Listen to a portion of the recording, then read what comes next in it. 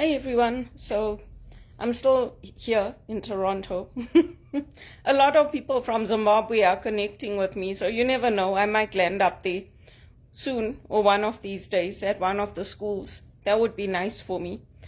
And I'm keeping at the applications. I'm keeping applying with the banks for executive assistant jobs. And I don't know why I can't get a job in banking. It's ridiculous because when TD let me go in 2007, they didn't have a role for me. My role was positioned a little higher than the other executive assistants. And when they downsized, they just never had a role for me. So they paid me out for 10 years because they knew it would be hard for me to get a role. But I don't understand how, with all my skills, my education, even upgrading my skills, my HR qualifications, I don't understand how I can't get an executive assistant job globally. It doesn't make sense to me. Anyway, for today, I just wanted to thank the tennis community for their faithfulness. I was very happy to see that Borris Becker was selected to be at Laureus this year, because I will always say I think they were too hard on him. For somebody who is at that level of tennis, who's competing professionally globally, to treat him so horribly when there's other people who have gotten away with worse crimes. It really is a wound on the tennis community. And I don't understand how Britain, I guess I shouldn't be surprised because Britain are assholes, but I don't understand how they could be so cruel to him. And when you're facing bankruptcy, you can easily forget an account or something. You're under so much pressure that, you're not going to remember everything. So anyway, it was just nice to see him back and to see him presenting and to see that, the tennis community hasn't shunned him. I'm also proud of Novak, because Novak was the one that went to visit him in the prison and that stood by him the most. And I think all of us as Christians are called to do that. When it's personal, when it's somebody that knows you, people are quick to desert you, to just say, oh yeah, we'll just take you in Sunnybrook and leave you there, or leave you in the prison, and nobody's going to come and see you. And that's a cop-out. That's the coward's way. But anyway, hopefully this year I'll get into a good paid job and I'll be able to go to the tennis. The problem in Canada and probably most places is that the big companies like the banks, Rogers, all these companies that sponsor the tennis, they buy out whole sections of the stadiums. When you go to watch the tennis is like not even half the stadium is full, because they buy out those tickets and then the prices get bumped up, and ordinary people that actually want to go, like me, we can't go because the tickets are expensive. So it makes it hard. And for me, coming from Zimbabwe, that's one of the things that my grandfather and my dad and we fought for, to keep sports accessible, to keep it that the young generation coming up can go and watch, can go and play. Although we had an Indian club, it wasn't exclusive. It wasn't like priced at a point where nobody could join. Otherwise, what's the point? So I hope I'll be able to go this year. And just because my favorite players have retired, well, Novak's still there, but Novak never comes to Toronto, at least not since I've been following tennis. I still go because I'm following a lot of the new players and watching them come up and supporting them.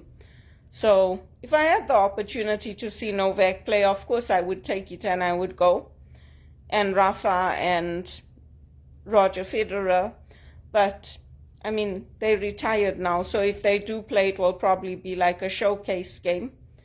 But anyway, I just wanted to thank the community, tennis community, for standing by me, for their love, for their support, because these years when I've gone to watch the tennis, I've either been unemployed or I've been broke or something.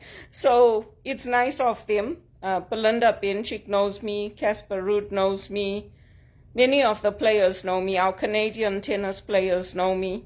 So I do support them and I do go, I do watch.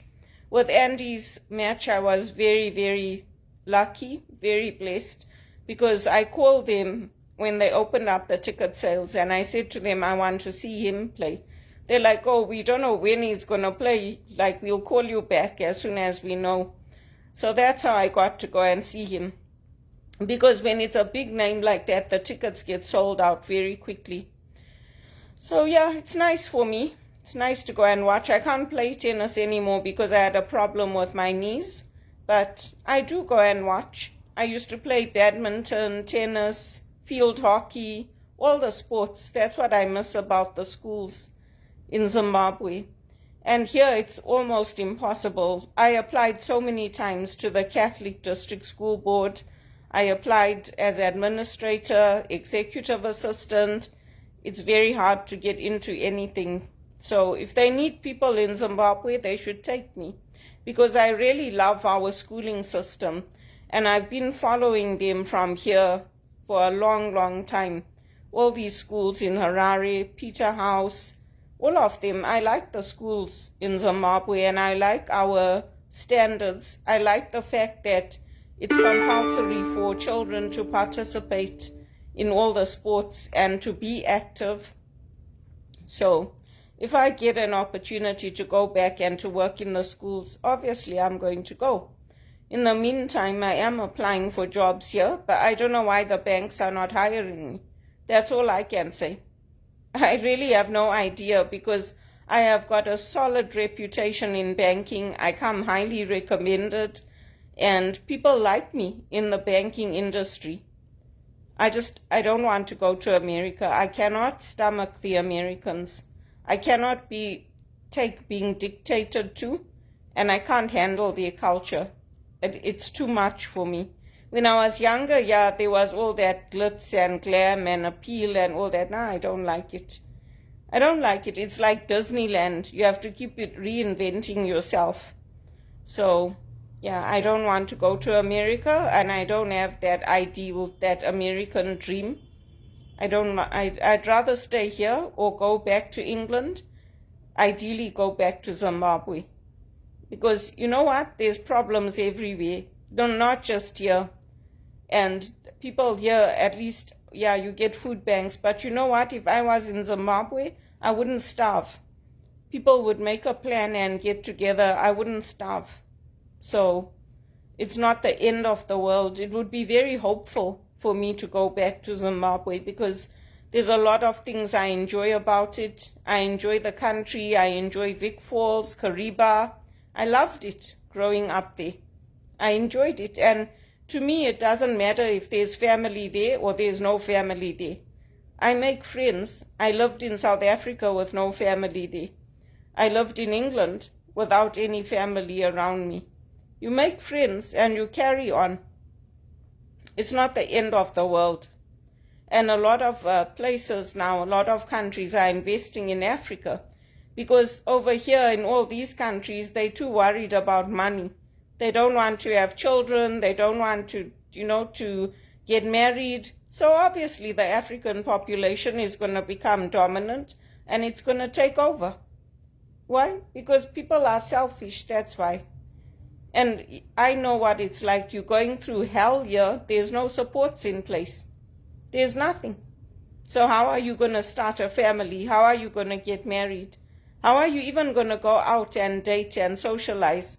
If I didn't have the church, I would just be sitting at home the whole time. Because when I go out, I get tracked and followed. People want to know where I am. I can't even go out and enjoy a nice evening with the church, or go out and volunteer with HRPA without people wanting to know where I am. They should do it to them. Then they'll know. Whatever the police are doing to me, they should do it to them. Because I left all that behind when we got independence in Zimbabwe. Now I came here and I have to go through the same thing. For what? I'd rather go home to Zimbabwe. I can renounce my Canadian citizenship and I can take up my Zimbabwean citizenship again. I would be very happy. It doesn't matter to me. Not anymore. because I've been through hell in this country, and I don't understand what it is in the banking industry that they can't get me into a decent paid executive assistant job. It's really, really stupid. It's stupid. You're not only causing yourself mental problems by worrying about me and calling everywhere I work and wanting to know where I am, you're also causing me mental problems now, because I've had it. And that goes for all my past managers in the banks. If you want me to work for you, hire me. Stop all this games and all this nonsense and wasting taxpayer money, because frankly, the tennis community's had enough. You people want to go to Roger Federer, he'll slaughter you. I'm warning you, stay away from him, because he does love me. And he's not like Bono. Just leave him alone.